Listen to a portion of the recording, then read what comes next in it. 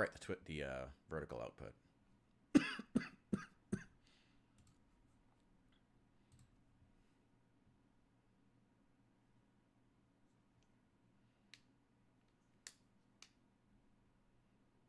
There we go.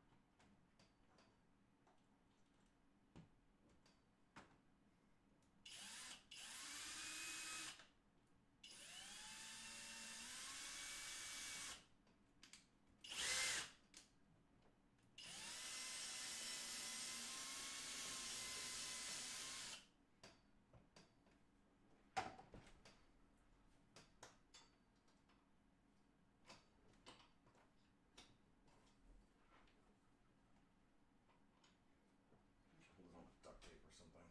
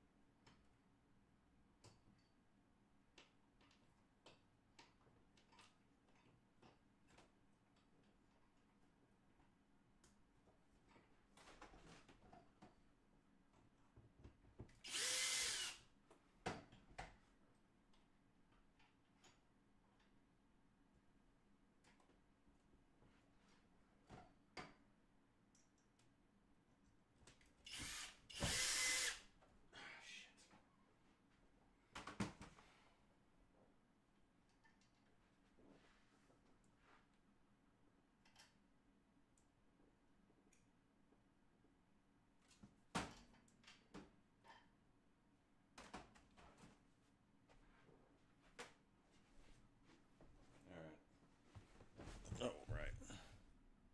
Should check that. Yo. I see you, Just Smile. Oh, Allie. Welcome in. Welcome in. Yeah, sorry. Yeah. I wanted to have some more stuff in the background. That's it. That's all we got. Oh, but the screws keep popping back out, which is awkward.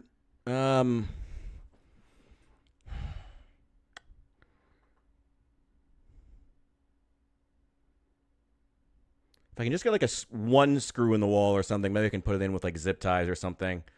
This is just gonna, whatever. I'm gonna figure it out. I'm gonna figure it out.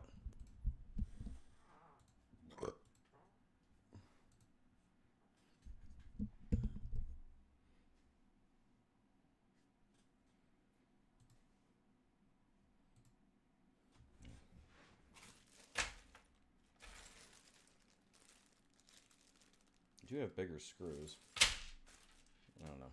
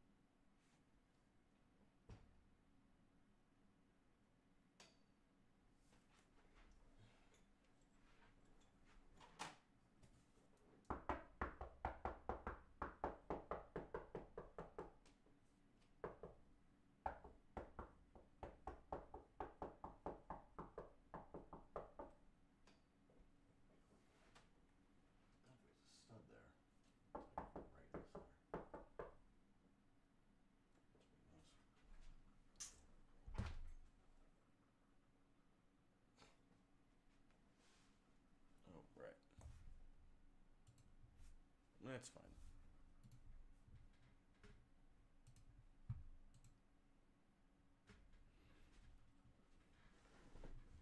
Oh, this is illegal carpentry. Absolutely.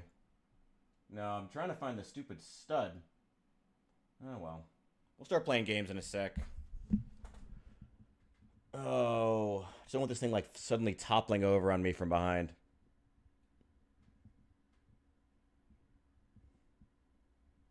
That'll have to do for right now. I mean, I got enough, like, heavy shit to put on it. It's probably not going to topple over, but still. What's up, Saul? Oh, I heard you're a fake gamer. I was looking through the I was looking through the YouTube comments a little while ago.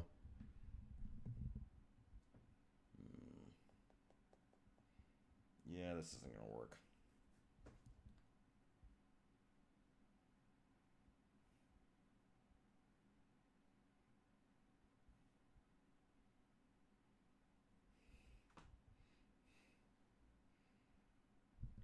I don't know. At some point, I feel like these guys got to figure out that the YouTube comments, positive or negative, are good in the algorithm. So, I mean, it helps out. I'm not going to complain.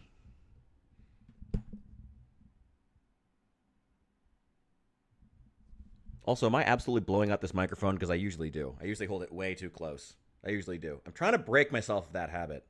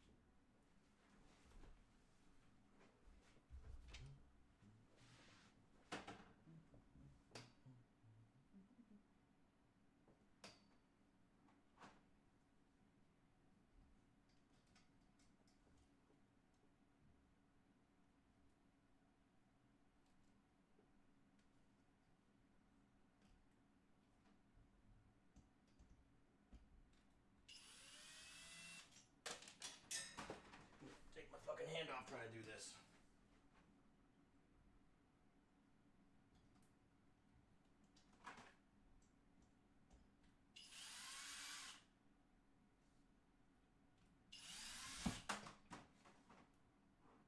Nope. Probably should just drill a hole in it first. That would have been the smart thing to do.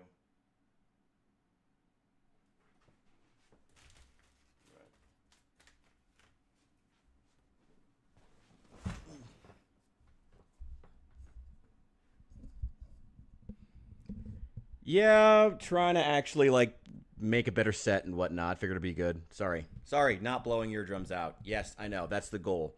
Sorry, force of habit. Force of habit. I'm working on it. I'm working on it.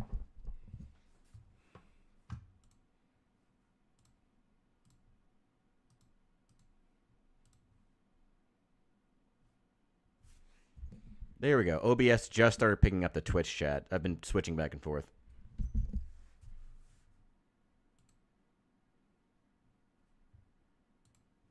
There we go. Okay.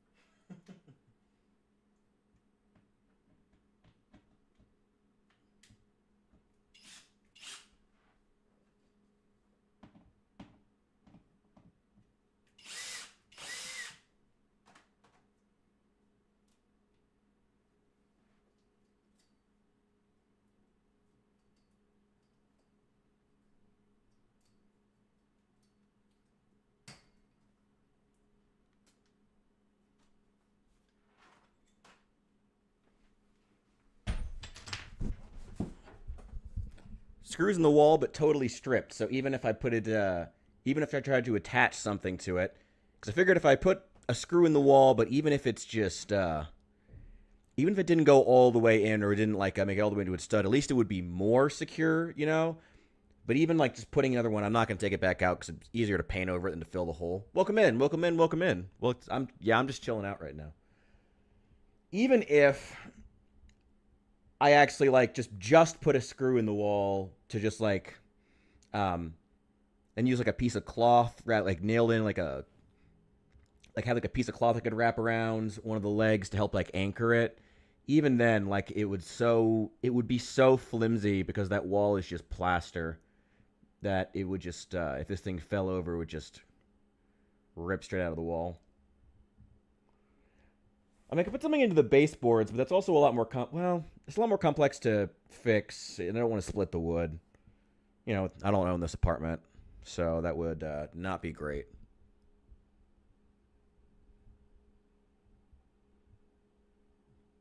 Where's the baseball bat? Wait, I think I still have it's around here somewhere. I should have that around. Oh.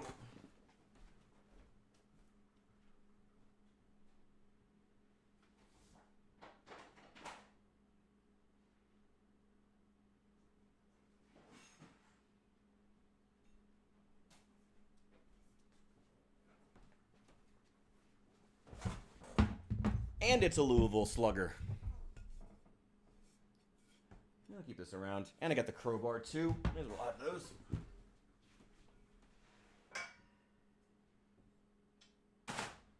There we go. Laser rifle. It's a good way to display this, though. books.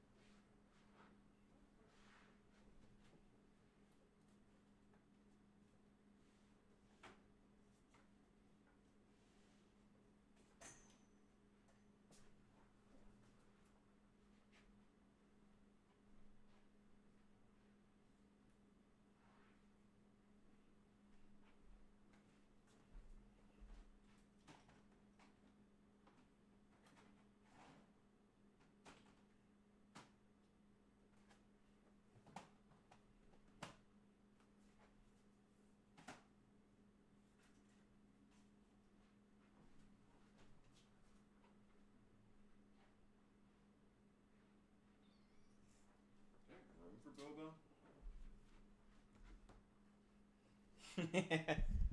The eggs are too expensive for you. Don't ask.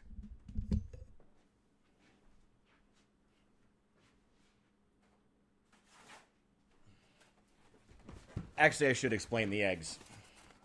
Here you go.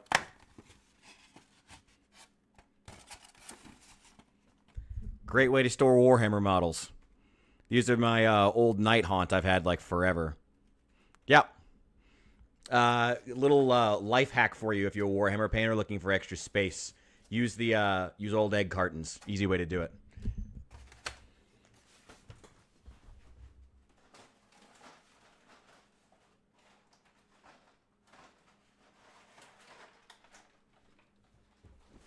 Once again, Costco comes in clutch. These big, like, 24 packs are incredible.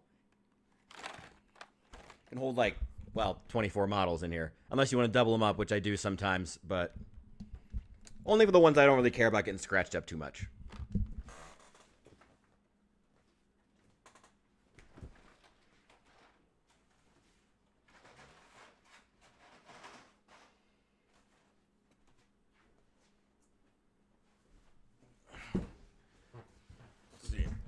This one, if you can see, this is actually the Bard character that I made for a D&D game like years and years ago. For those who say I don't do D&D, well, I take part in the commercial stuff anyway. I can probably find a background to put them on. Oh. Wait. Can I get them like perfectly so that the thing actually works? Oop. Come on, autofocus. Come on, autofocus. I believe in you. Okay, well, you can mostly see him. Yeah. This was a Bard character. I'm just going to hold it up.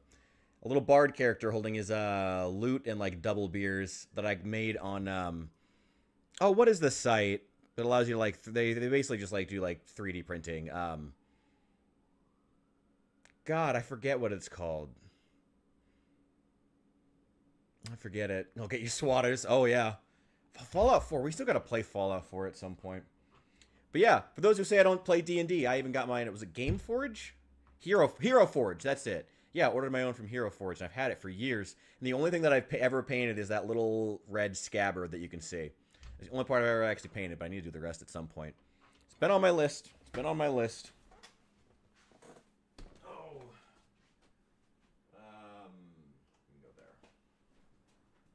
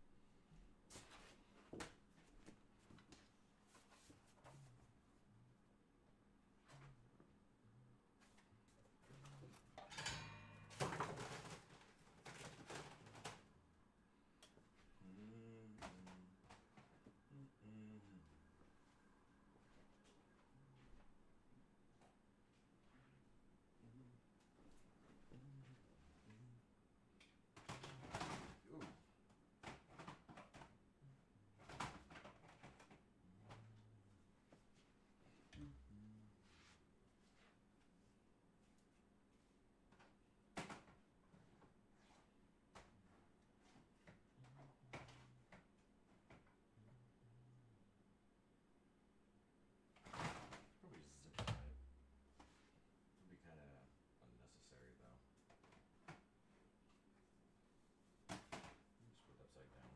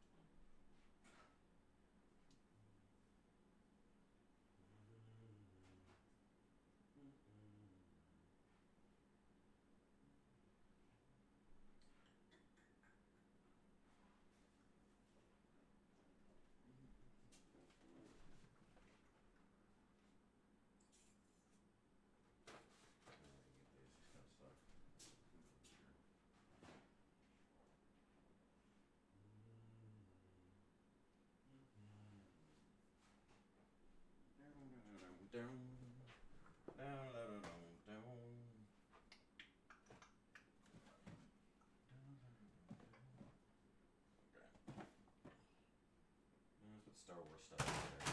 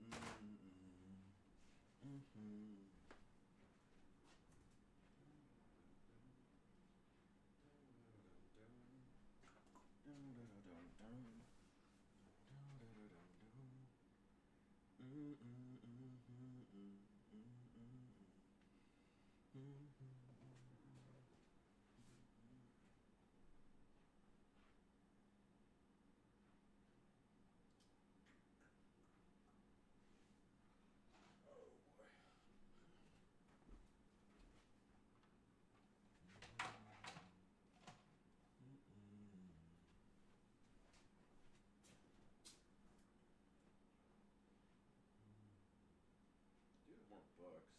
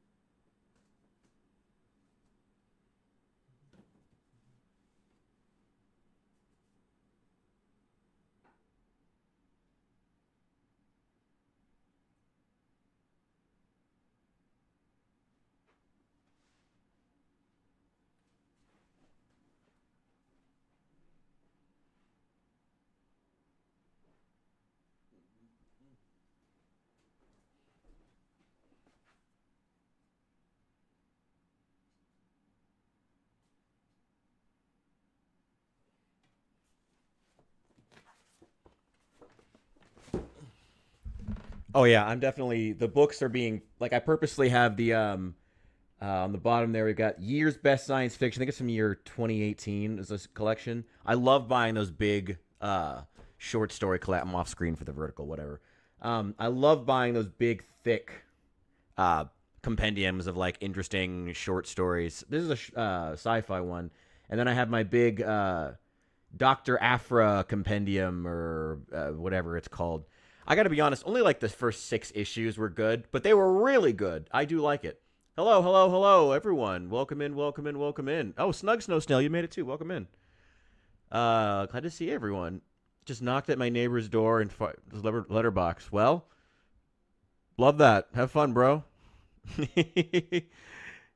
That is realistic loot. Yeah, that's the goal. It's always meant to look. I want to try to hit that balance of realist. I'm burying Vader back there, but I'll get him moved at some point. I also have some posters I can put up way up top there.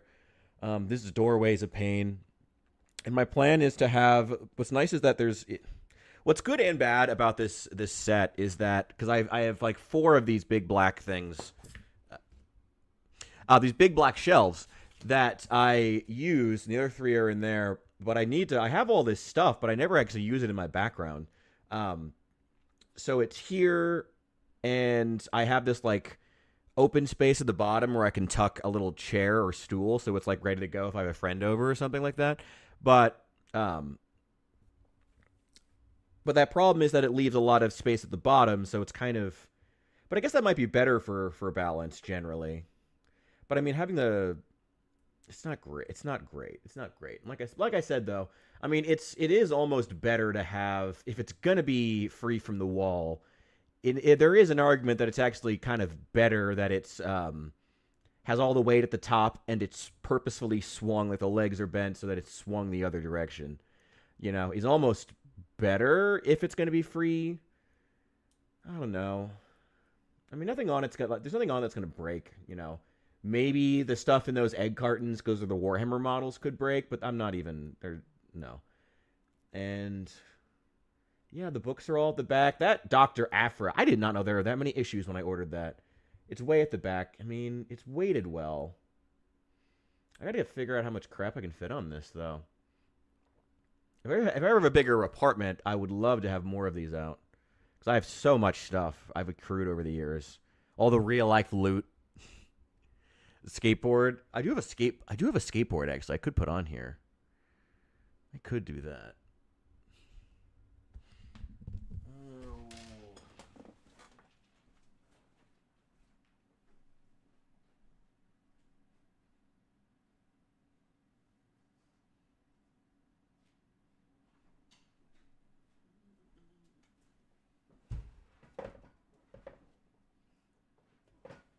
There we go. Oof. Got this from my cousins years ago. Check this out. This thing has like 14. I think it's like 7 and 7. Stupid and ridiculous.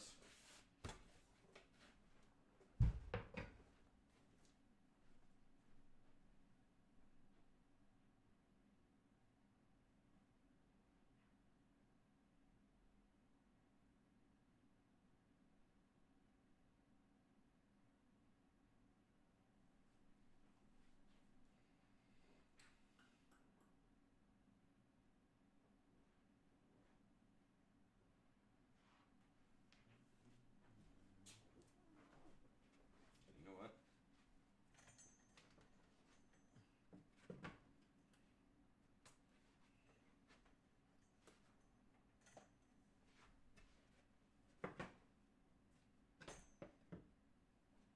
There, that's more weight. Get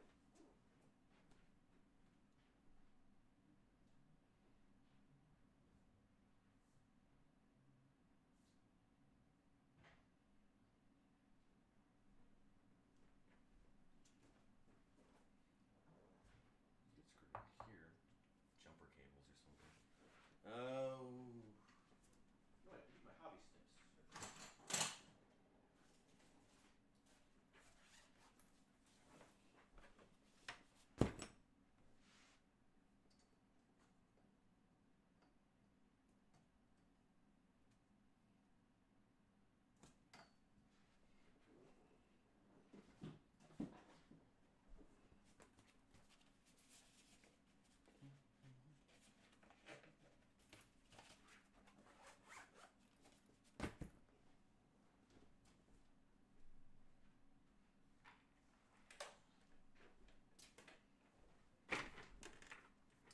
shit.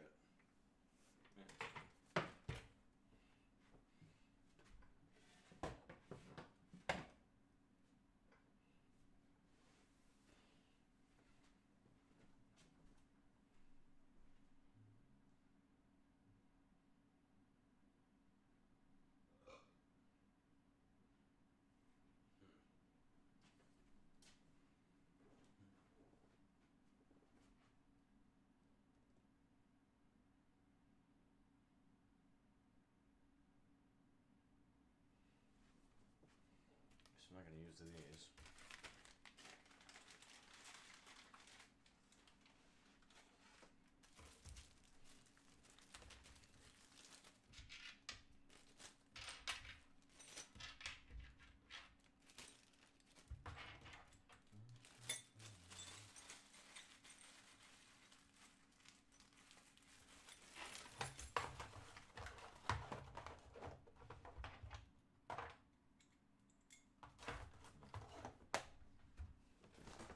Oh, shoot. No, that's fine. That's fine. 50-50 grinds on that board. That board is so ridiculously cool in like a 10-year-old like Tony Hawk skater fanboy kind of way, like I was when I was a kid. So, you know, can't really judge. It's so cool, but my god, it is so heavy just to get it moving. It's ridiculous. Like, you're going to spend so much energy, you may as well just, you know, just get a regular board. It's not even worth it.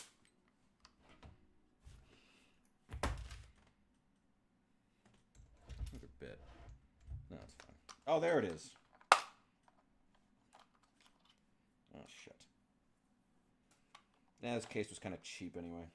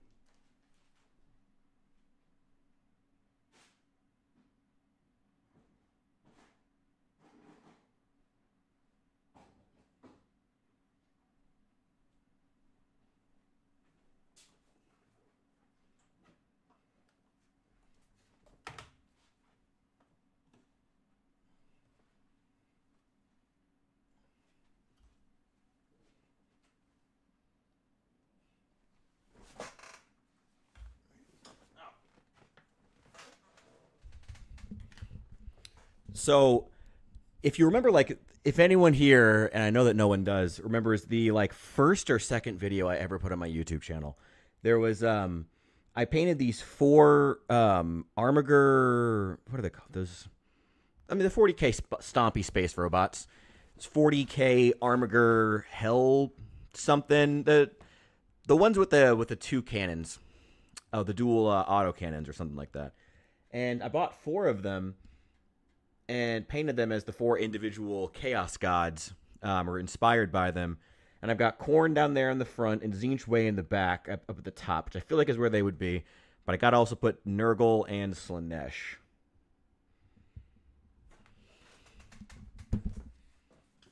Slaanesh.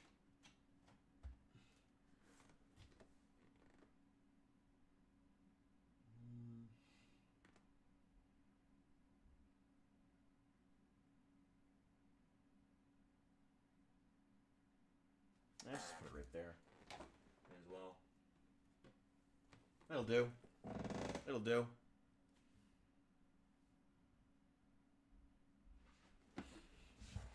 Skibbity's doing what? Oh, just he's on thin ice anyway. Ban him if you have to. Just tell him to just tell him to tone it down, or mute him for like an hour or two if something gets really gross.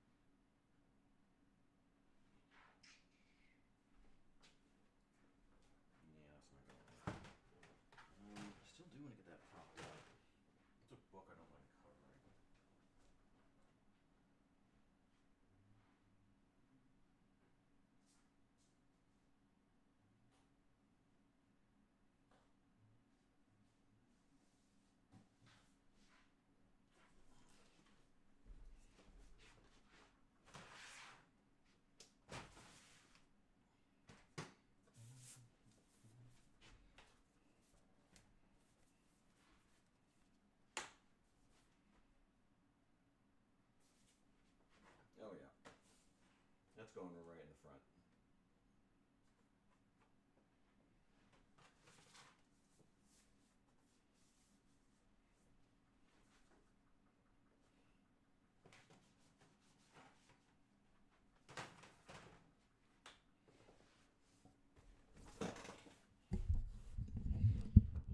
If it's one, I'm only interested in the full ban if it's spamming. If it's one thing and everyone's just kind of like, it's kind of shitty. That's not a.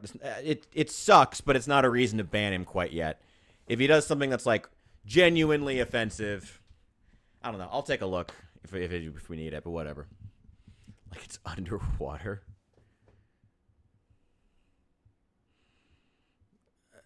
I don't know. I don't know. I'll take a look at it here in a sec.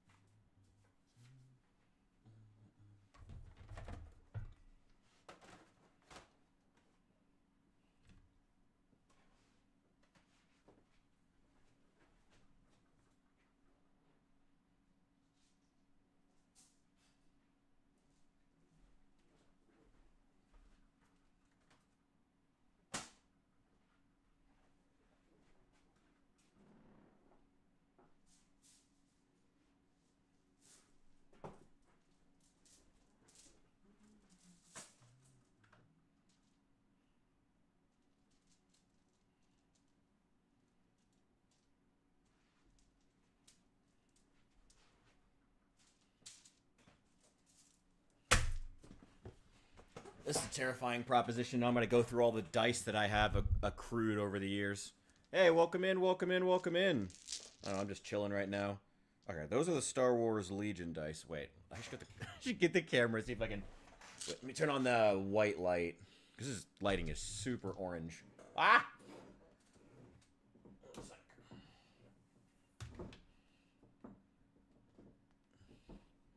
Yeah, it's going to fall over. Shit.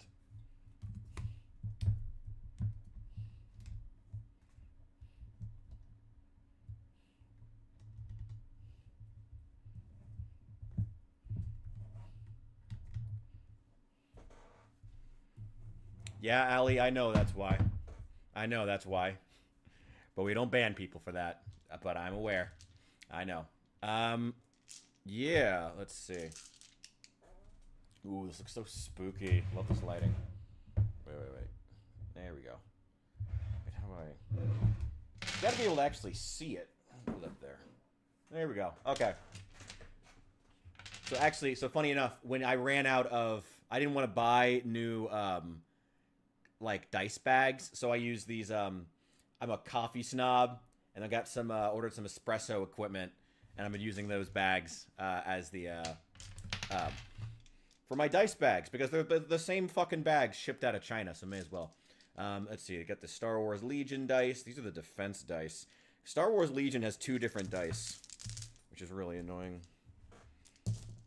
And then, yeah, the other Lux House one should also be the other Star Wars dice. Yeah, and then there's the actual, like, action, like, damage dice, which are all D8s.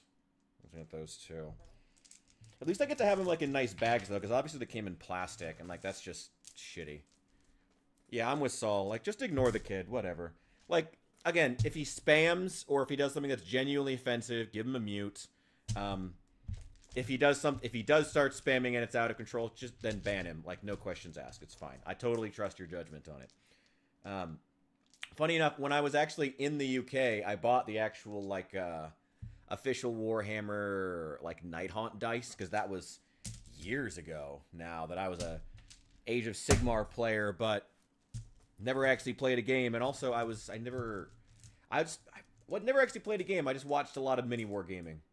Ooh. Then I ordered these and they were way too small. Remember when that was like a thing on Amazon for like the longest time that like if you ordered dice, there was like a good chance of them being like these little tiny ones. But I got some really cool colors, so I'm not like super upset about it. I just wish they hadn't hidden that. And then I think these are just the black ones. Yeah, and then I have a mass amount that are all black. Which actually the tiny ones are kind of good for that. Like if you have to roll like a lot. Because I have played a couple like other board games. I just never played actual Warhammer, despite like the thousands of dollars in Warhammer models I have. It's just ridiculous. I don't know.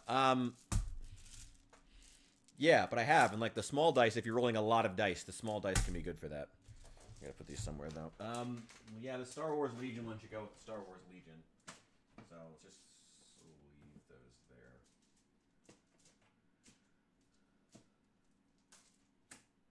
That's not gonna work. Maybe. Yeah, just gotta have them in the front.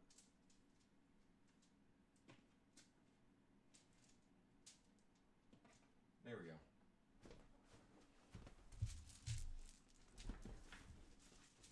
Which one's the Nighthaunt? I think it's the gray one. No. Black one?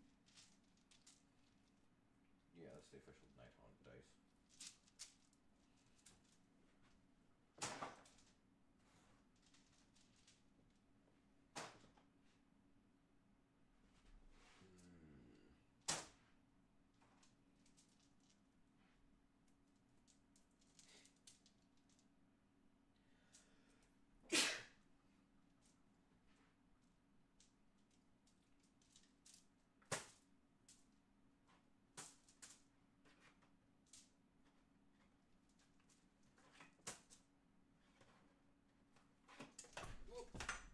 Shit. We're good. We're good.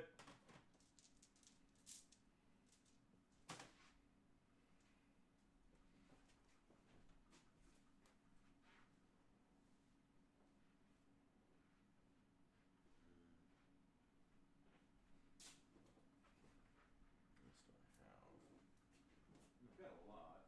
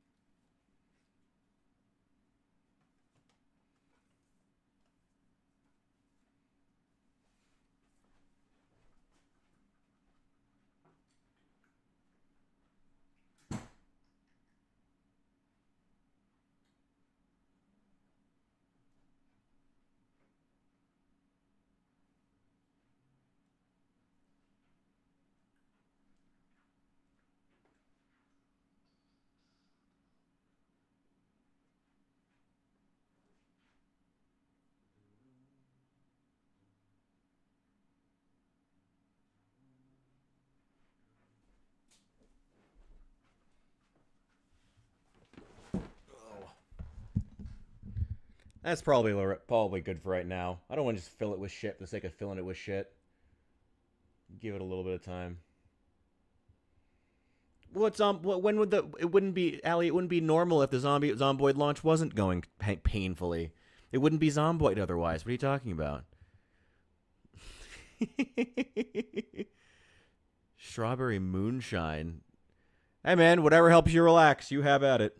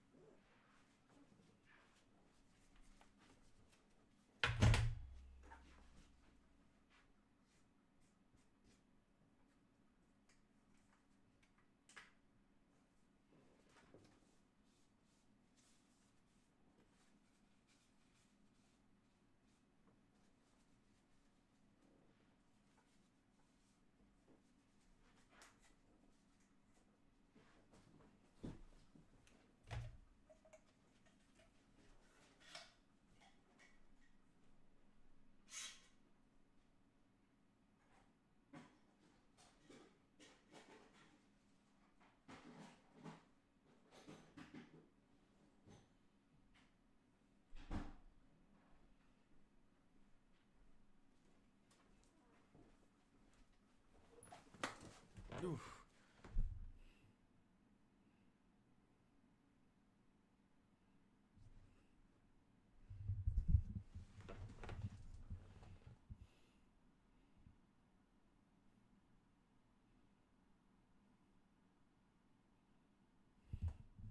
Okay, let's not all get completely plastered here. Watch it, guys. Careful.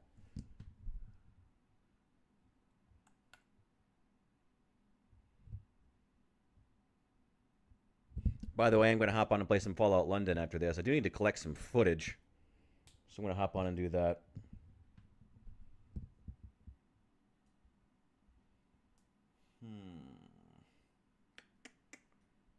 None of my painting supplies go over there, so I don't really want to put them on.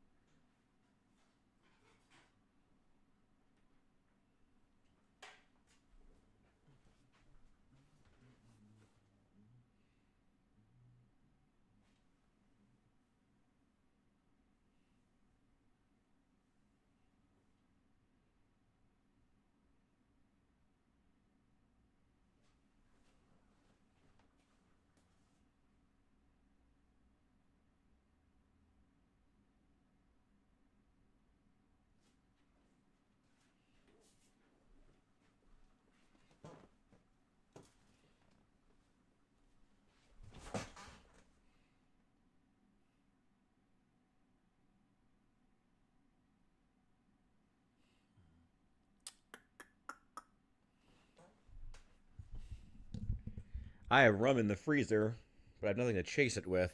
I think I have one beer in the fridge right now.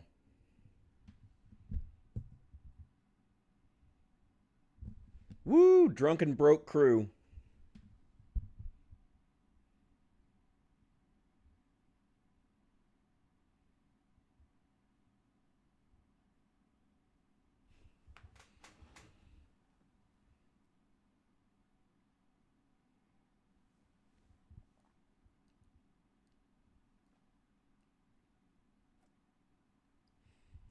I've never actually tried moonshine, and I'm a little ashamed of it at this point, to be honest.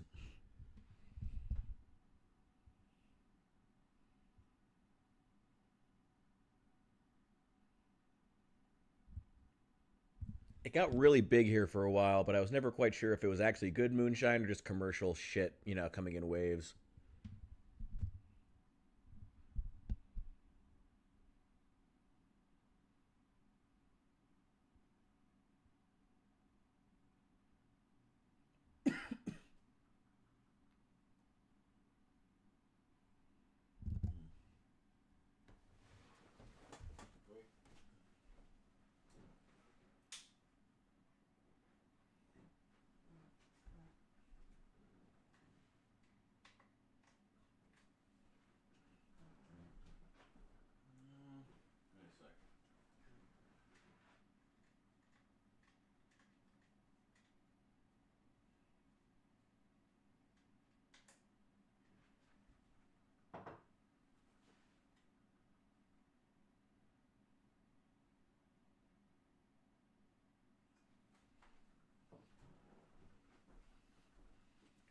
There we go.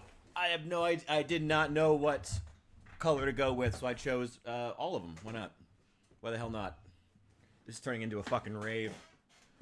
I'm kind of here for it, honestly.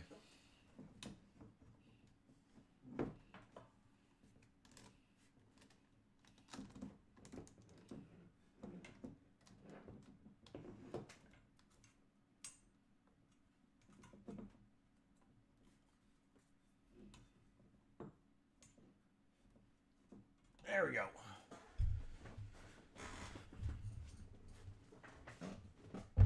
Ooh. I thought I did a worse job on that beard line. I'm glad that turned out well.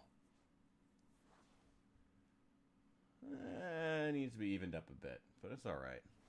Turned out pretty good. Could go a little bit lower, though. That's all right. In the club, we all fam. It's good sip of coffee lighting. I think that's what it is.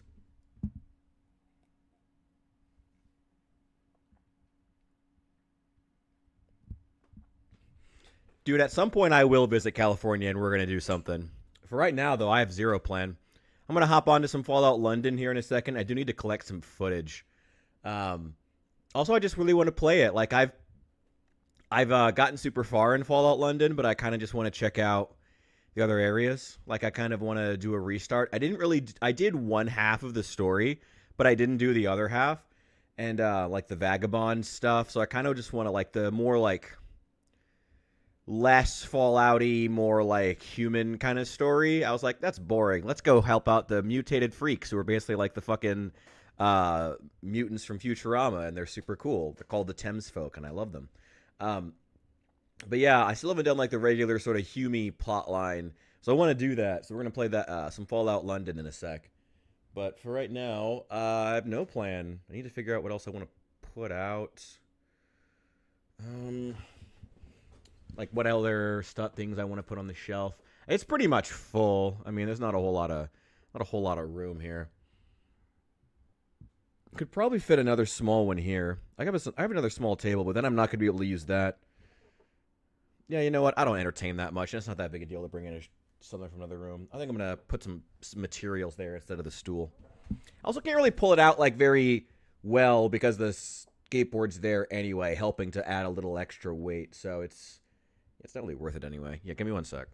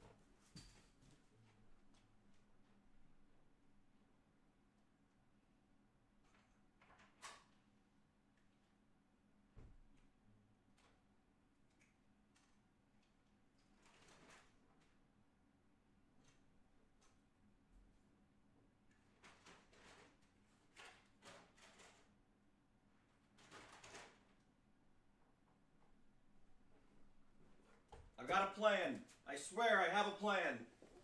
Oh, wait. I swear I have a plan. Ignore all the shit that's dropping off the table.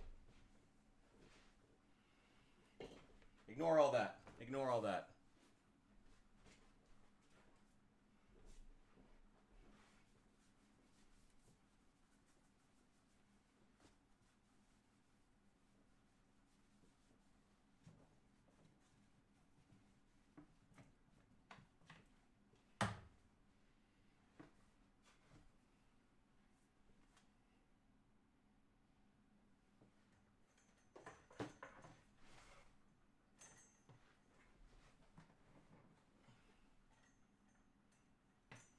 No, there's just not a good place for this lamp. Yeah, it's gotta go. It's gotta go. It's gotta go.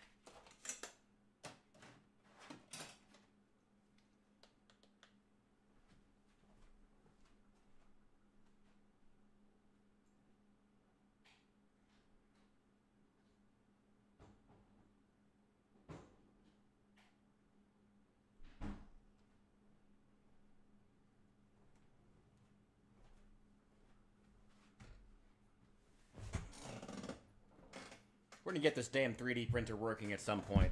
At some point. Oof.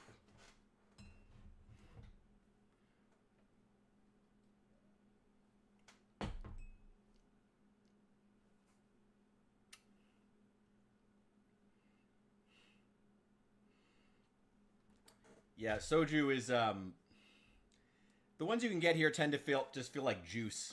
I don't know. I can never get the bed leveled properly. That's the main issue. I'd love to do something with it. But I've never been able to get the bed or the settings to work quite right. It's an Ender 5e, I think. Sorry, Ender 5 Pro. And I've been using, what's the program I've been using? Is it Cura? No. There's another one. I forget what it specifically was. There's a couple. Oh, shit. The, YouTube comments still coming over on OBS. Welcome in, everyone. Welcome in, welcome in.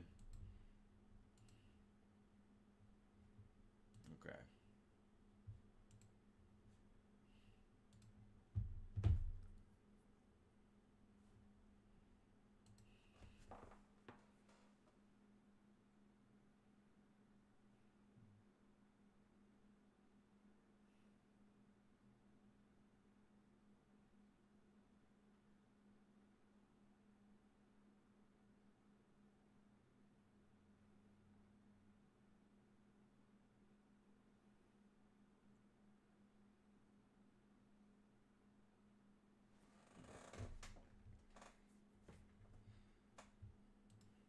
Yeah, I'm pretty sure I have one.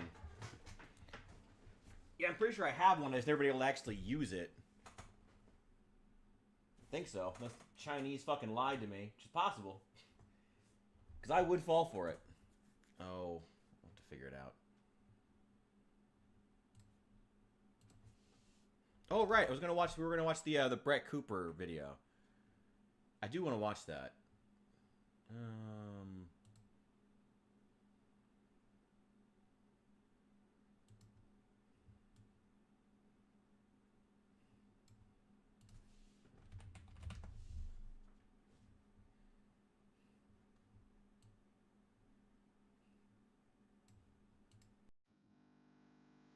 There we go. Oh yeah.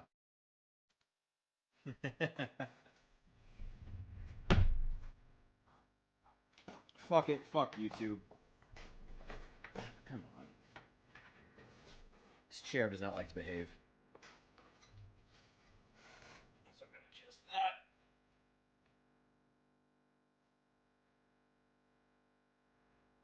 There we go.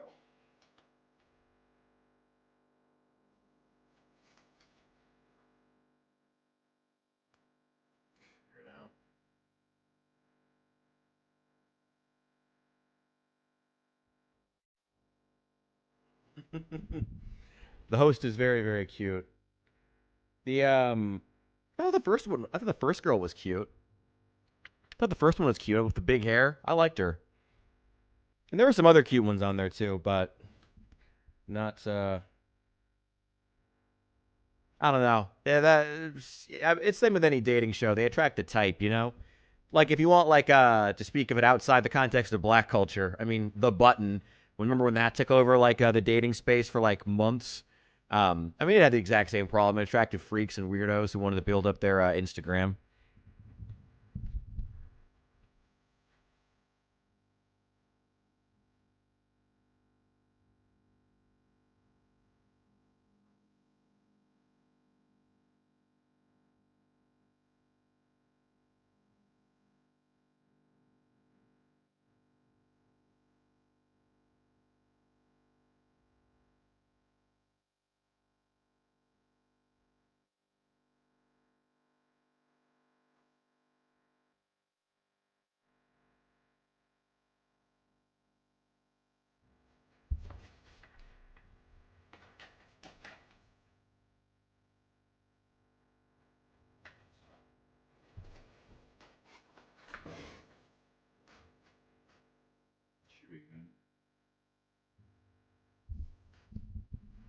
Um, there's not a whole lot to see, honestly, as far as room tours. It's like I said, I mean, I'd love to get a camera angle where I could put more stuff out. Maybe I'll end up moving my computer at some point. I don't know. We'll have to see. We will have to see. If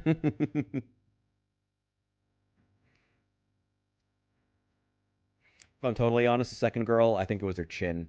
If I'm totally honest, I think that was it. Like not, and I don't want to be mean. She seemed very, very nice.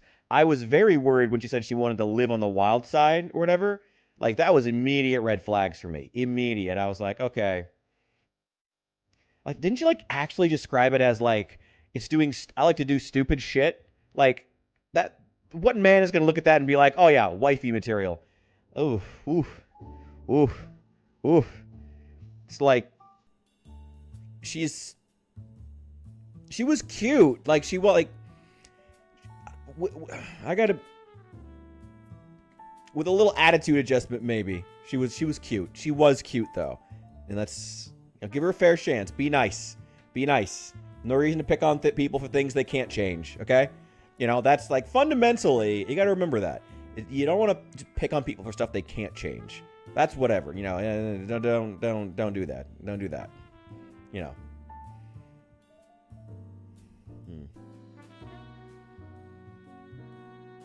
We probably do, Saul. We probably do. I feel like that's a very safe thing to say, actually. We probably do have two different ideas of cute. For many different reasons.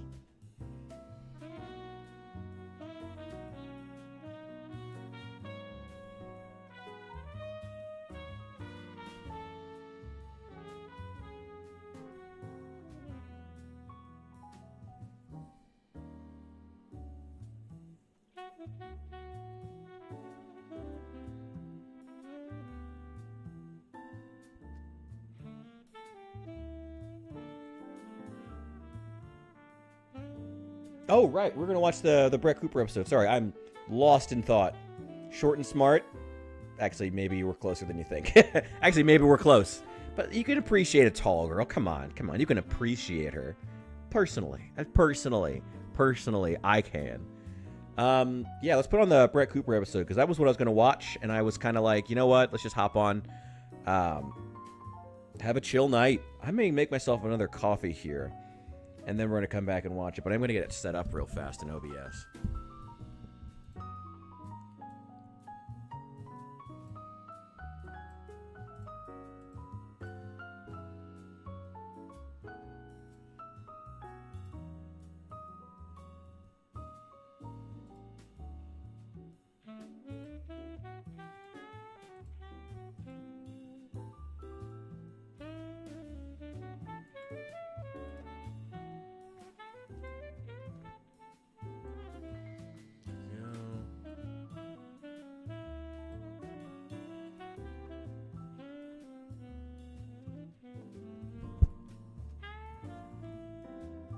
Always feel a little bad when I have to adjust the microphone.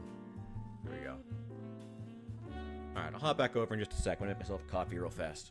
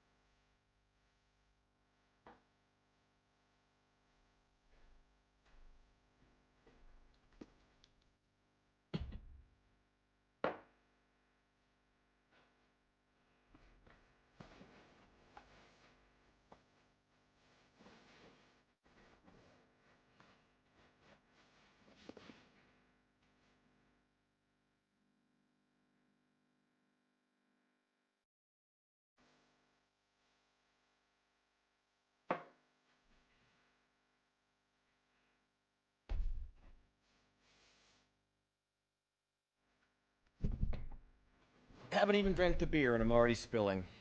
Already.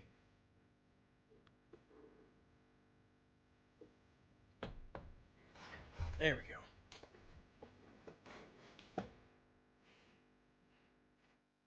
Tall girl. What is your thing against tall girls? I love tall girls. I love all women. I'll tell you that. I have no problem with any type of woman.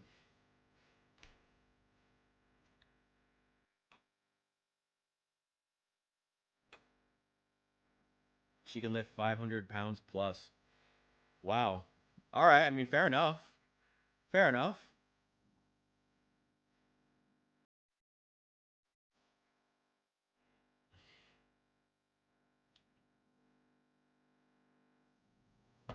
Hmm. Let's turn off the fucking birthday jazz. Where is it?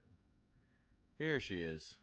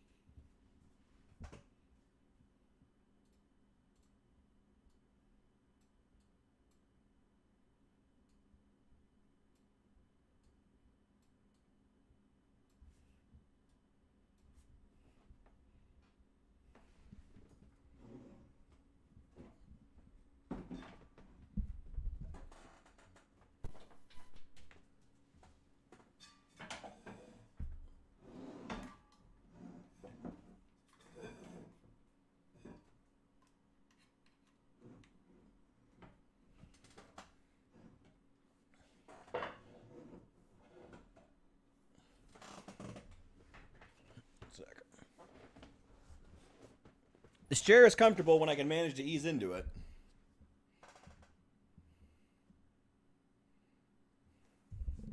Here we go. All right. Now we can watch. Let's get this turned on. Oh, I'm turning into a real reaction channel now. Oh, shoot me. Shoot me. I gotta change the focus on this lens, though.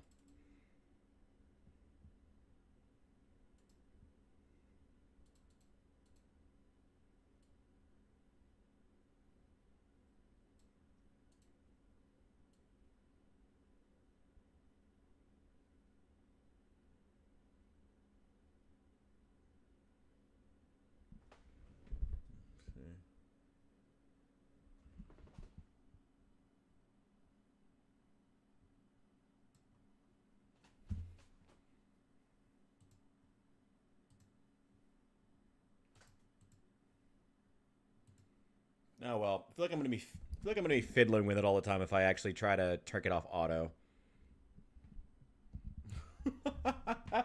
Wait, was that 1.5 months of your own time, or 1.5 months in the actual in game? Either way, it's a hell of a lot of time though. Bold man to restart a run like that. Restart a good run.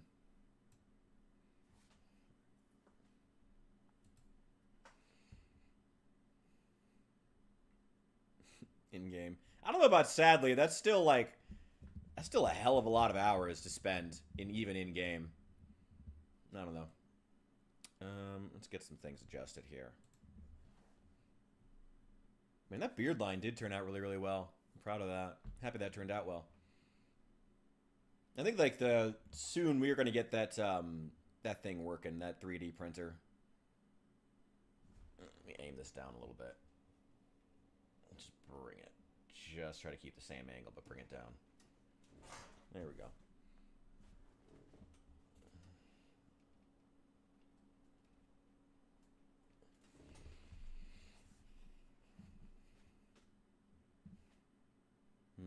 Still having trouble focusing, which is really annoying. And also, I'm not actually bringing it down any. There we go. See if that works.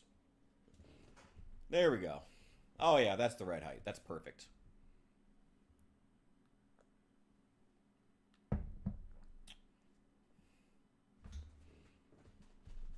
There we go.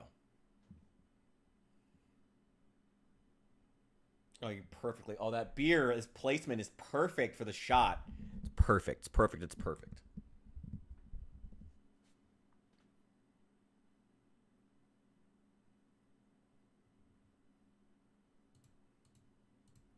All right, let's get into this. Let's see. By the way, how are the microphone levels? I am actually projecting a little bit more than usual, but I have the microphone super far away from me, which is weird now. I'm used to holding it like... I'm afraid I'm going to blast it out if I talk too loud right now, but I'm trying to get out of the habit of doing this, especially because it blocks my mouth, which is kind of annoying in the videos. Yeah. Let me know if let me know how the audio turns out. Just going to leave it like that for right now. All right, let's watch into this, because I have a lot to say about the Brett Cooper situation and Daily Wire's handling, and about the wider culture. Had a very ASMR vibe. Hey man, some people pay for that. Some people pay for that. Let me get the vertical set up though. I'm meaning to do that.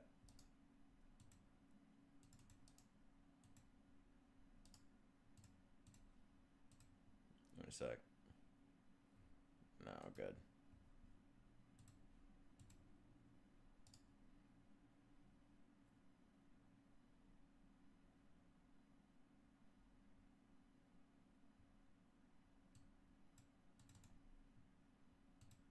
There we go.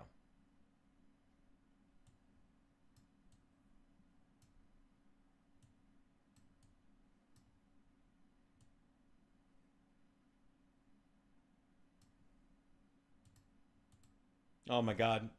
My vertical to YouTube is literally like me watching YouTube videos. That's just incredible. That's just incredible. I mean, that's double marketing for YouTube, though. So, like, it kind of works. I don't know.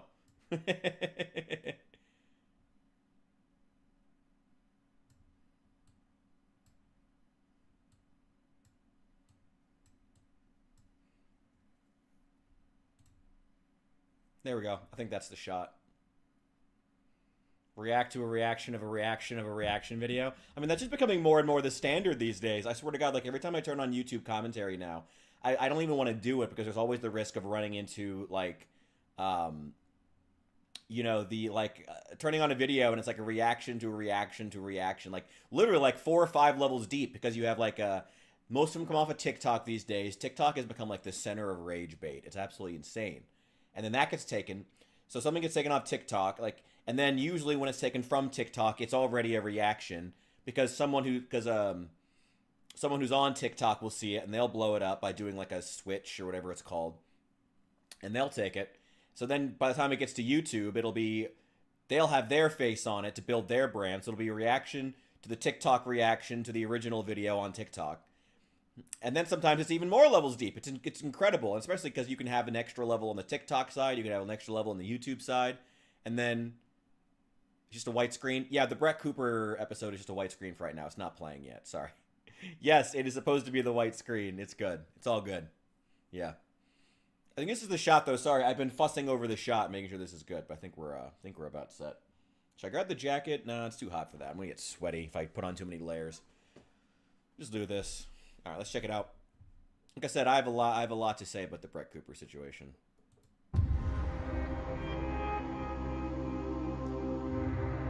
Brett Cooper, welcome to the show. Thank you. Happy to be here. I'm happy you're here. We got a lot to dive into. You ready? Yeah, for sure. Anything off the table? No. All right. How's it going independent? It's awesome. I'm having a ton of fun. Are you? It's very freeing. Is it more challenging than you thought it would be? Yes and no. I think I was surprised about the things that have challenged me.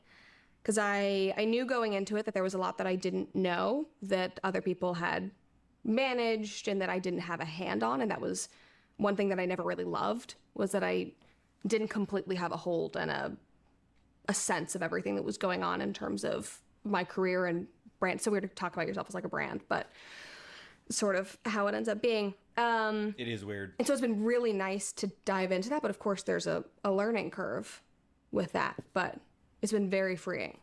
Well, we'll dive into that later. But Nice. I just want to say, man, like, I am... Anytime, I know, God knows I support our nation's military, but man, every time, I got to be honest, I'm kind of, as much as I support the military and support military culture and military discipline and all that good stuff. Boy, do I think that young men need to stop look like it. I'm so tired of the story of like I'm a Green Beret being like I don't know how do I put this. It's been a larger discourse on the right as of late, that but very very muted. How like all of these former like special spec ops guys and stuff like that have been blowing up online and selling books, and not all of them are good people simply because of that. And I don't know. I'm kind of tired of it. I'm kind of tired of the, like the Black Rifle Coffee Company aesthetic. I'm kind of tired of it. Like it's a bit much. It's become a bit much. It's all right. Yeah, it's infinity mirror of reactions. I mean, eventually, yeah, it all gets to there. Anyway, so let's get back into this. You're 23 years old, right? Yeah. Very sharp 23-year-old, and I just have a ton of respect for you. I don't dabble with the Gen Zers much. I don't get the opportunity, but I've been stalking you for a little bit. Sounds kind of creepy, but now I saw obviously the transition from Daily Wire, and kind of disappeared for a minute, and you pop back up, and like you got spunk in your step. You're crushing it, man, and Thank you. it's really like I got a ton of respect for people that can walk away from, something where everything was handed to you. Maybe not handed to you, but I mean, everything was taken care of over there. And now, like, you're tackling this thing head on, and it's tough, man. It's tough. It's a tough business. And I just want to say you're doing amazing. Thank you. Like, I wish the best for you. Like, it's really cool to watch your journey. But it's been rewarding thus far. yeah, I mean, you came out with a big bang. Yeah. And that's cool. Everybody starts off with a introduction here. So, Brett Cooper, you're a conservative and I love they put aspiring farmer. That's great. cultural commentator who has captivated audiences with your sharp insights and relatable perspective. You're a former actress who brings a unique blend of entertainment and politics into your audience. During your nearly 3-year tenure at the Daily Wire, you amassed 4.5 million subscribers as the host of the comment section with Brett Cooper. You're the host of the Brett Cooper Show now, where you tackle current events, cultural issues, and personal stories. You've attracted over 1 million subscribers in just 1 month. You are a voice for Gen Z, challenging the status quo and sparking conversations on topics often overlooked by the mainstream media.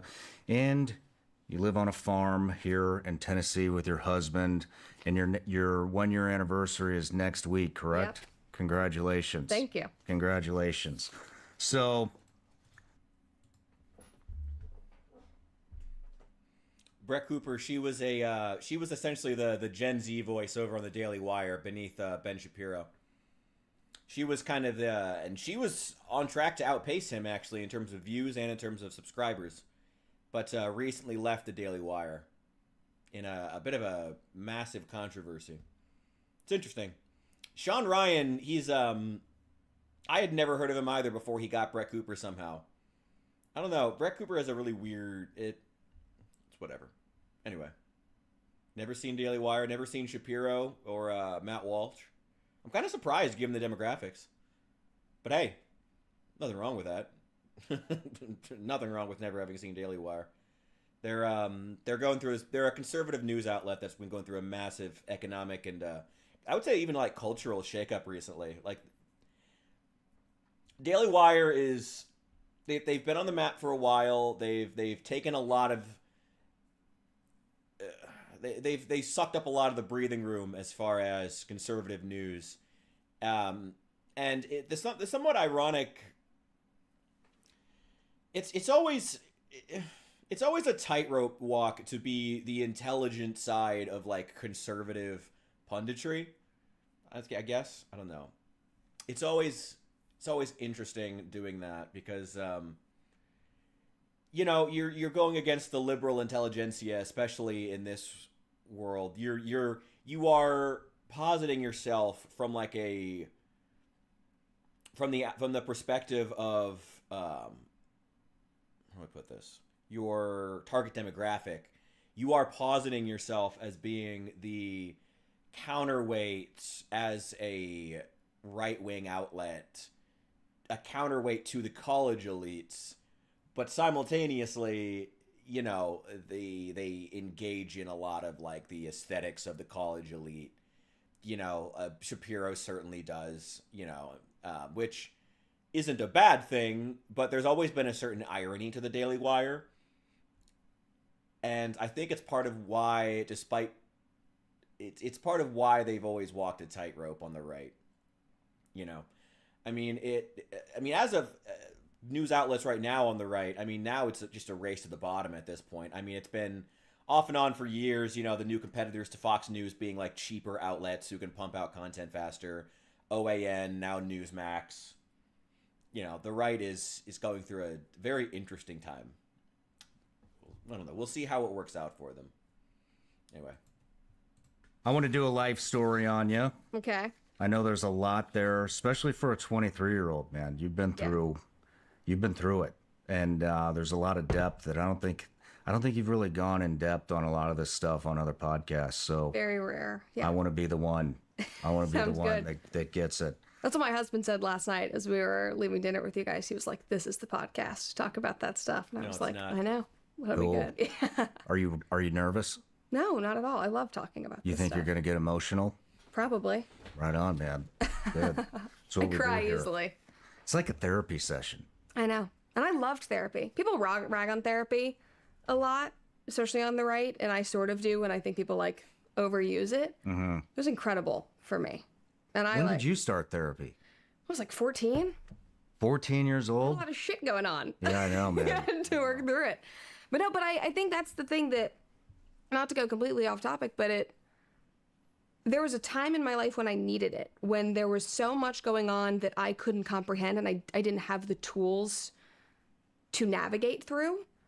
And so that's why I sought out help. And I went through a few different therapists trying to find somebody, and I found somebody who was, yes, very empathetic and would listen, but was solutions focused of like, this is how you navigate this. This is what you need to say to this person.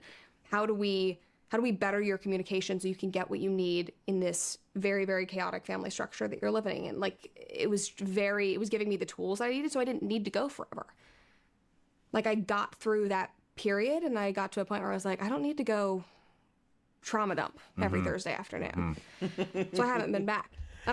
That's where I've been with therapy lately. I feel for her with that.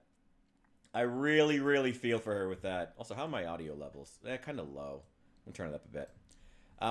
Yeah, no, that's always the weird thing with therapy, is especially I think that's why a lot of men have issues with it, is the fact that you feel like at a certain point you've done the work and now am I just going and trauma dumping because I feel like I'm treading water. And it's hard, you know, because I mean, it has this, on the one hand, there's the argument of you shouldn't be, especially when therapy is so expensive.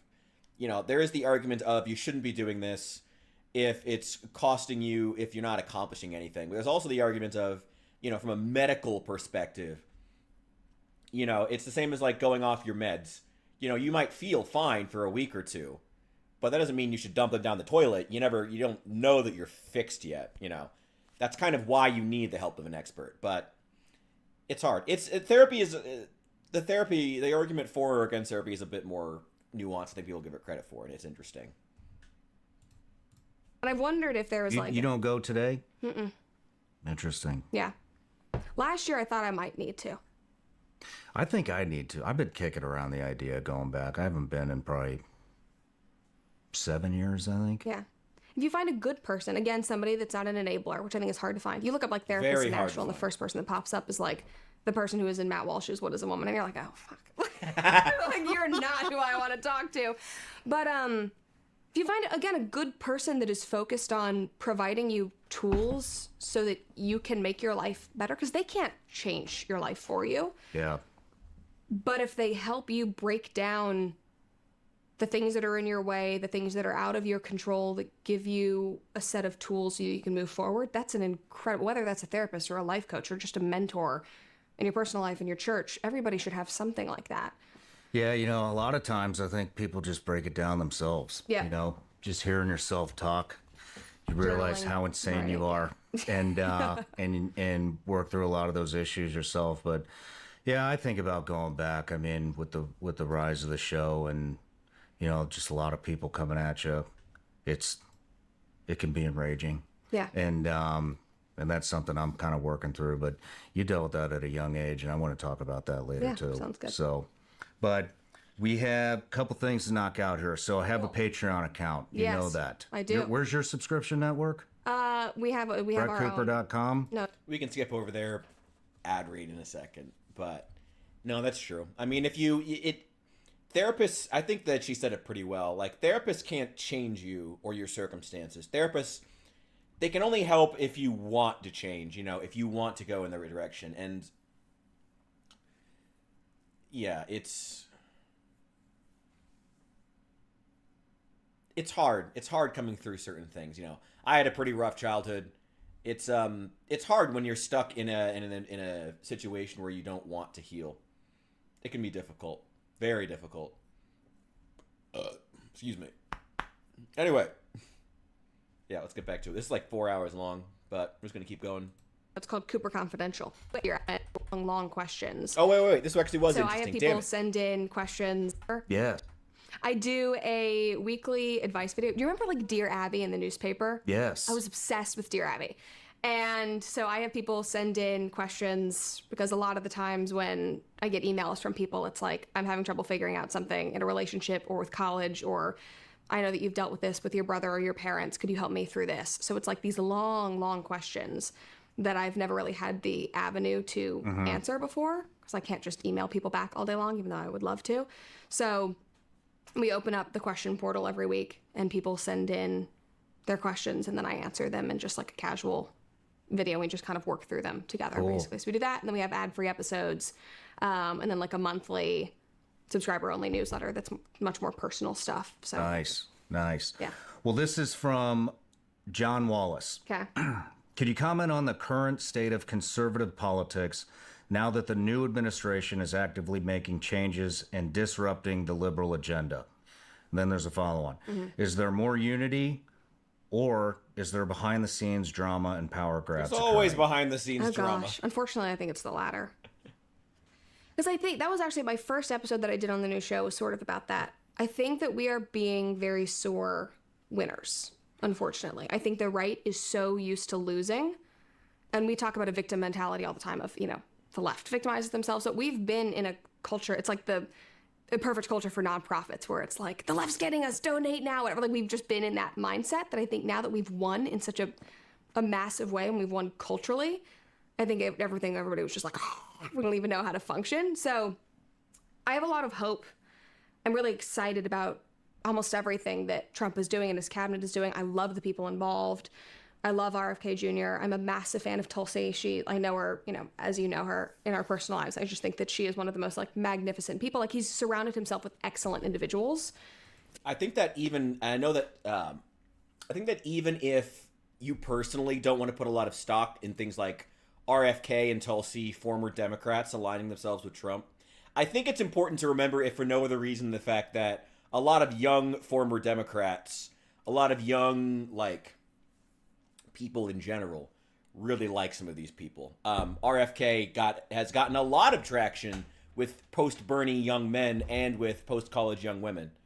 They have a lot of traction with them, very specifically, and I think that that was a really interesting part of their demographics that I feel like wasn't pointed out, because pointing that out is really, really not favorable to certain groups who control mainstream media. Unfortunately, it's inconvenient for mainstream media, and not profitable for them to acknowledge that, hey, Rachel Maddow doesn't have much of a following among young women. That cultural divide, I think, that struck somewhere around mid-millennial generation to Gen Z, it's a big gap. I don't put as much stock into a lot of the other ones. I think it's the whole generation things started to become horoscopes after a while. But I do put a lot of stock in that one specific divide right where you had the generation who grew up with the internet being ubiquitous from a very early age to the generation that grew up with the internet as more of like a tool, a means to an end, and learned about it especially in their adult years. That is a massive divide that I feel like is much bigger than it's given credit for, especially when we keep kind of devaluing it with every single new generation. Like I said, they became horoscopes after a while and just got kind of annoying. I don't know. It's interesting, though. Feels very different than 2016. So in terms of the administration, I feel really, really strongly in a positive way. But in terms of like this weird industry of like right-wing commentators and whatever, like you go on X, I'm like, oh, can everybody just like chill? It's crazy over there. So I think when you get out of like, there's a lot of X that does feel like the real world, but I'm also like, moms in Minnesota aren't like caring about this stuff. Like random people just like trying to get through life and hoping that gas prices are going to go down. Like they're not seeing our infighting. So, I think it's a double-edged sword of, I feel a lot of hope in terms of where politics are going. And I hope that the right can get their act together and stop. I think what she means more than anything else is that the right needs to legitimize. Like when she says, I find it really interesting, both the fact that Cooper said moms in Minnesota don't care about this, and she just recently had an episode of her show where she rants about Meghan Markle having that truly terrible show that is marketed to, guess who, moms in Minnesota. This is why I think Brett Cooper's at a really interesting place in terms of her career and in terms of right-wing politics in general, in that she is actually positioned in a pretty good place right now. Brett Cooper has carried over her male audience from the Daily Wire. And I mean, that's not a good thing or a bad thing. It's just a thing. It's when it comes to being a woman on social media these days, you know, you're going to have a male audience, large, whether you want one or not. You're a woman who exists online. You're going to have a lot of men following you. It's going to happen if you're prominent, no matter what. And the Daily Wire, being on the Daily Wire gave Brett a foot in the door. And fortunately, Brett Cooper is enough of a genuine star with that. Like, she has that personality, you know, she has that it factor, where she was able to turn that into like a legitimate career, you know, in a way that, you know, with structure, without being a, you know, the types of average things you expect to see women on Twitch doing, you know. But now she's at sort of this crossroads where she can stick with that audience, or she can go for a female audience. She can do, and I think this is what she wants to do. That's why she is so angry at Meghan Markle for being so bad at it. You know, she can go for that female audience. She can go for that audience of moms in Minnesota. Or she can stick with her male, highly right-wing, but also highly politicized in a way that itself becomes alienating, especially to women. She's a lot of choices in where to take her independent career. And I find that very interesting. Which is the phrase I'm going to end pretty much all of my thoughts with, I'm sure. Or stop like pointing fingers and... Yeah, it'd be great to see a little unity. I mean, people are just so far apart nowadays, you know, but I think a lot of people are exhausted from it too. Yeah. I know I am. Yeah. I'm so fucking tired of politics. Yeah. I can't even... I think people in this world are, I think just normal voters are. I think it's just been... It's probably one of the reasons why he won, was people are just like, I can't do this anymore. Like, I don't care what you're going to say about me. Like, I just want my life to be better. Yeah. So I think that part, again, with normal people, I think that there has been some unity. I hope the pendulum just like starts slowing down a little bit here. Yeah. You know, I think maybe, hopefully everybody's learned some lessons. Yeah. And maybe we don't need to go so fucking extreme. Mm-hmm. And, yeah, that would be amazing, but probably way off, but probably wishful thinking. But, so everybody gets a gift. Oh, I'm so excited about this. Yep. So there they are. Oh my gosh. the magnificent Vigilance Elite gummy bears, I legal cannot in all 50 states, wait. made here in the USA. I would hope so. I can't wait. I'm so bummed because I wanted to bring you a gift because I know that you give people your gummy bears, so I gave you your gift last night. So for anybody watching, I gave Sean some of our chicken eggs and one of our duck eggs. Because we We get ate those this morning. We didn't eat the did? duck egg yet. I don't know, that one's special. But we You did gotta eat- have like a special omelet for that or something. Thank you. Thank you for those. Did you? I'm just going to say it. So Yeah, you got this cookie idea. I know. You got to do it, man. I know. You got to do it. I desperately want to have cookie company. Would crush it. It I would told cru- you, people she love wants- food, man. I know. You got to do it. I love food. This is the fight of Brett Cooper's career. She's got to figure out, do you want that audience of the moms in Minnesota? They'd buy cookies. That's the thing. That's, I think, going to be the most interesting thing about Brett Cooper's career is what is she going to do? This is the question. Whether or not she was going to be successful when she left the Daily Wire was never in question. It was never in my life would I have thought she wouldn't be successful leaving the Daily Wire. But the question is she going to go for the audience of moms in Minnesota, or is she going to double down on the audience she has from the Daily Wire? Excuse me. Because it is going to require at least a bit of a shift in terms of her content. You know, if you can't make videos about making candles or cooking for your husband and expect to maintain a large male following. You know, and going for sticking to the male following long term isn't necessarily a bad thing. I mean, Megyn Kelly's going to ride that shit all the way into early retirement. I mean, I don't blame her. Get your bag, girl. Do you? But Megyn Kelly, the Brett Cooper of Fox News. Yeah, she'll ride that shit into early retirement. She's doing quite well on YouTube right now. She and Bill Maher have had some really interesting interviews. Actually, that was one of the most fascinating talks. Watching the two of them interact during the election was really, really interesting. But yeah, it's going to be interesting what direction Brett takes this. I mean, it's like yeah. Yeah, your husband was telling us at dinner last night you like the Cookie Monster over there. 6 cookies in one sitting. Amazing. Yeah. But all right, so let's dig in. Yeah. You ready?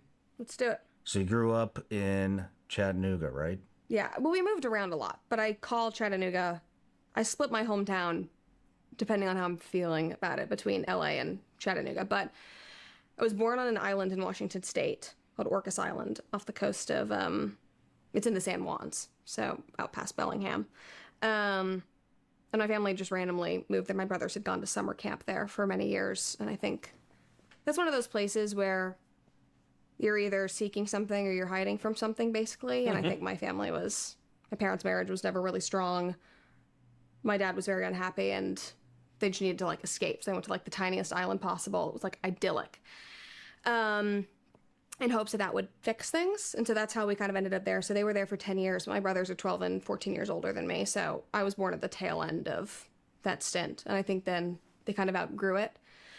And my brothers the education system wasn't great on the island. And my mom had tried to homeschool them because she ended up homeschooling me. But I think every kid is different and homeschooling just wasn't really Why were working. your parents not happy?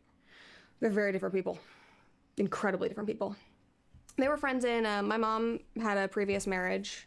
So my brothers and I have different dads, and he died of brain cancer when they were very, very young. So I Wait think a minute. Your brother's dad died of brain cancer when they were very young. Mm-hmm.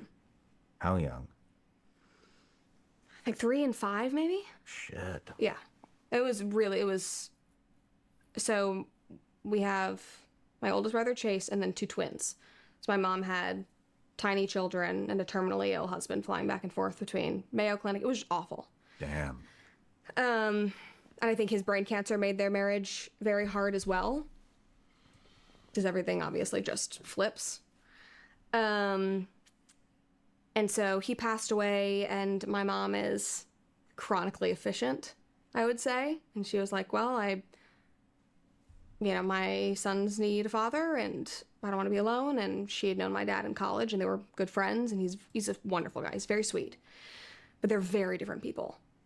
And they dated for a short amount of time, and it was always long distance because he was in North Carolina, and she was in California, which is where she and her first husband and the boys lived. And so they didn't spend a ton of time together. I think it was very like rose-colored glasses. And it just wasn't from the get-go. I don't think it was right. They're very different people. I think they would have been much happier with different, you know, my mom's very headstrong, very dominant personality, super, very, very similar. And I think that she needed somebody who could stand up to her and combat that.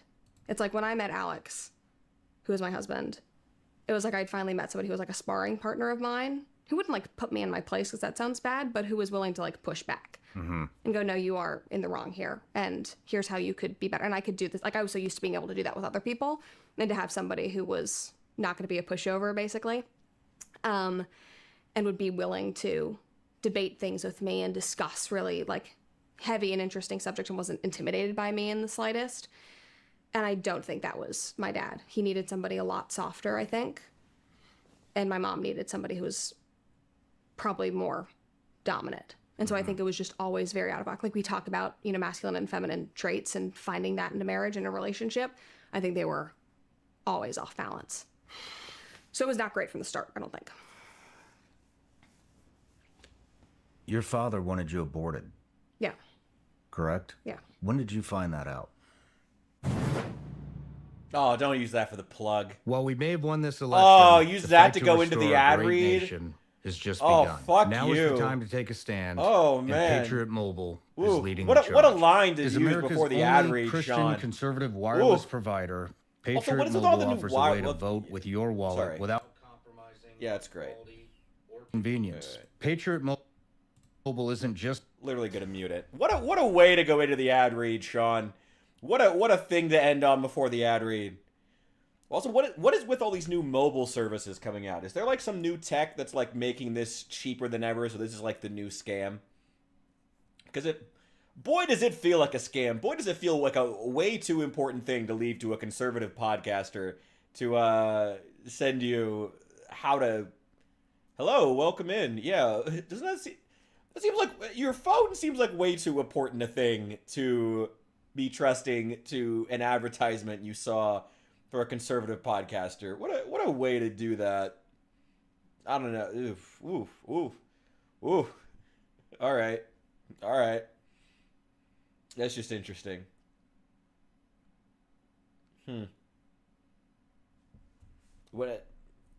There must be some new technological feat that's making like launching your own cell phone like somehow cheaper than ever.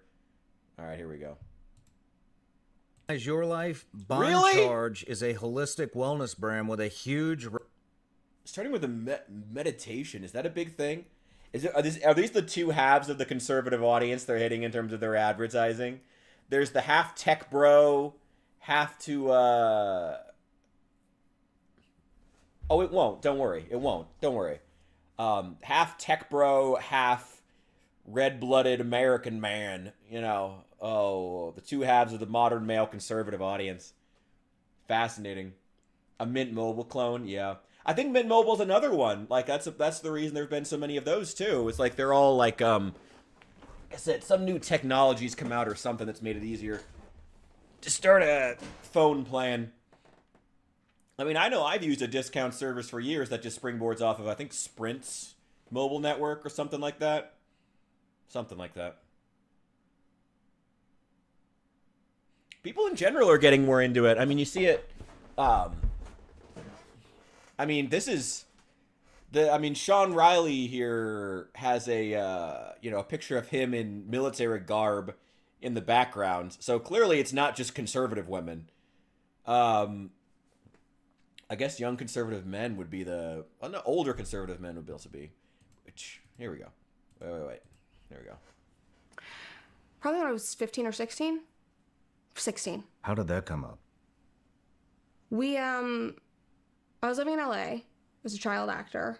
Everybody there was super pro-choice. I think I had been on some set and everybody was like wearing their Bernie pins or whatever, pro-choice. And I just like very innocently asked my mom, I was like, what? Like, could we just like talk through this issue? She was super, I think that's why my brothers and I ended up the way that we did. Like my oldest brother and I are very, very principled in our values and very comfortable like speaking about them openly, because it was like the dinner table and just like even being in the car with our mom was like debate was accepted. The hard conversations were not to be shied away from, whether it was things that were going on in our family or things going on in the world. It was like, no, let's break these down together. She's a very like introspective, she's not academic, but she's incredibly intellectual.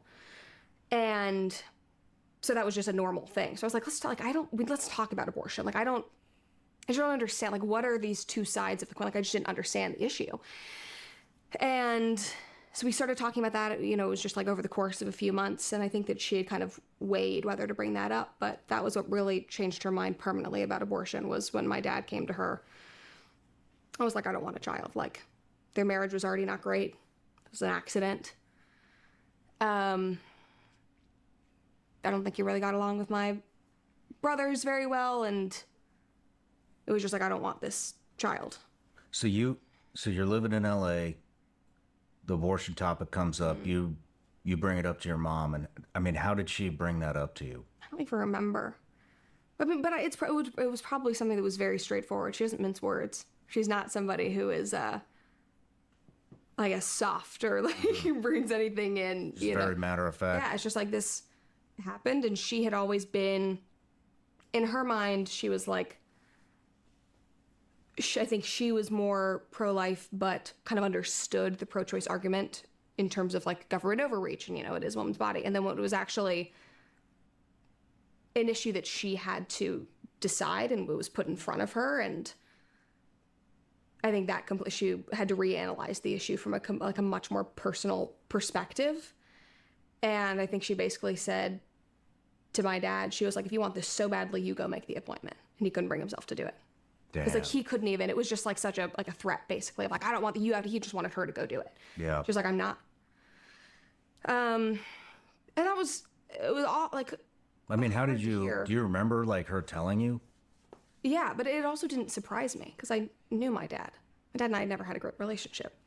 It was just kind of like, okay, yeah, I guess. How about today? Much better. Have you ever asked him about it? No. Why would Will you? Maybe one day. I've talked about having him on the show and trying to break through a lot of different things. I have a lot more empathy for him as I've gotten older, and I understand him more. Because I think that I saw him for his faults in my parents' marriage, which they both had their faults, but outside of that marriage, I think I saw a broken man who was just not the right relationship.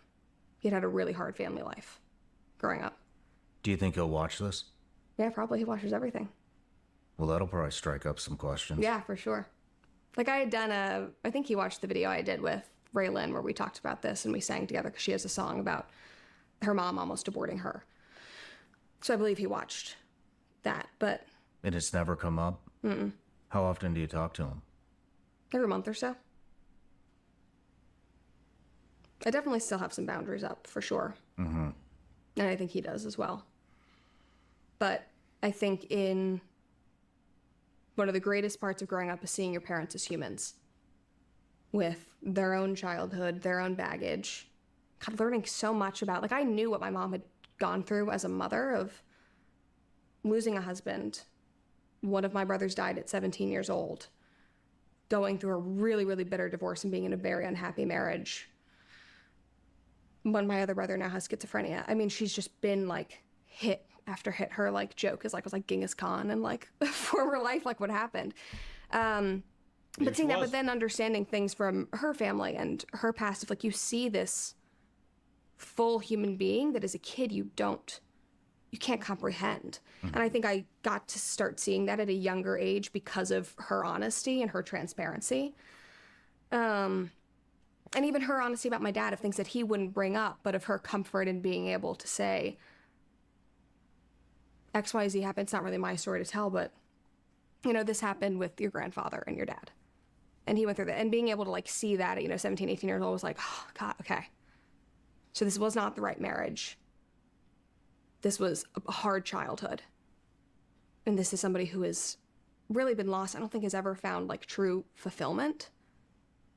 And I look at him and I'm just like, I'm just trying to give you a hug, basically. And it's really helped our relationship. And the other thing, too, that I never expected was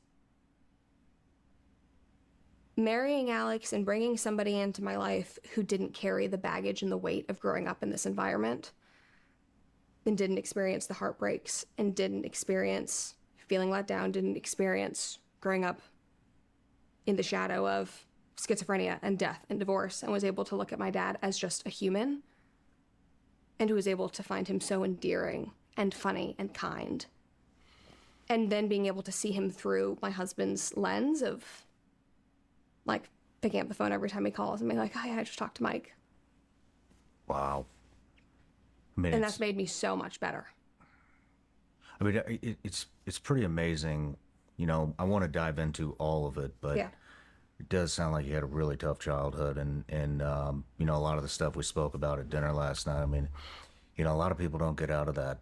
You know, it just carries on from generation to generation to generation, and somehow, you know, you broke through it. You're obviously a very strong woman.